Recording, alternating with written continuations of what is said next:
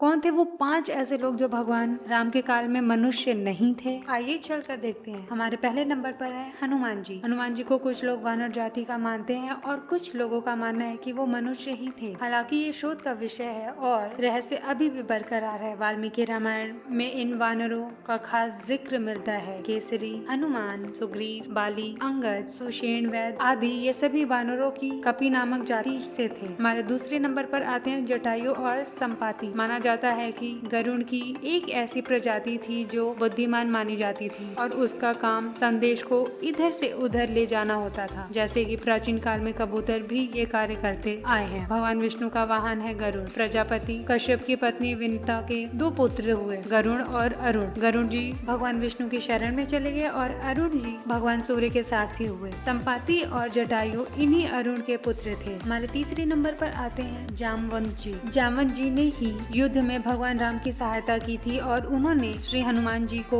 उनकी शक्तियों का स्मरण भी करवाया था। हमारे चौथे नंबर पर आते हैं नन्ही गिलहरी। वन में ऐसे ही चलते हुए श्री राम का पैर एक नन्ही सी गिलहरी पर पड़ा। उन्हें दुख हुआ और उन्होंने उस नन्ही गिलहरी को उठाकर प्यार किया और बोले, अरे मेरा पाँव तुझ पर पड़ा, तुझे कितना दर्द हुआ होगा ना। गिलहरी ने कहा, प्रभु आपके चरण कमलों के दर्शन कितने दुर्लभ है। संत महात्मा इन चरणों की पूजा करते नहीं थके। मेरा सौभाग्य है कि मुझे इन चरणों की सेवा का एक पल मिला। तो भगवान राम कहते हैं कि तुम चिल्लाई क्यों नहीं? तो उस नन्ही गिलहरी ने कहा, प्रभु कोई और मुझ पर पाँव रखता तो मैं चिल्लाती, किंतु जब आपका ही पैर मुझ पर पड़ा तो मैं किसका नाम पुकारती। तब भगवान राम ने उस गिलहरी की पीठ पर बड़े प्यार से उंगलियां फेरी, जिससे कि उसे दर्द का आभास ही नहीं हुआ। अब वह इतनी नन्ही है कि 3 ही उंगलियां फिर सकी। इसलिए गिलहरियों के शरीर पर श्री राम की उंगलियों के निशान आज भी देखे जा सकते हैं। और आपको एक बात बता दें कि राम सेतु बनाने में गिलहरियों का भी महत्वपूर्ण योगदान रहा है। उस वक्त गिलहरियां अपने मुंह में मिट्टी भरकर लाती थी और पत्थरों के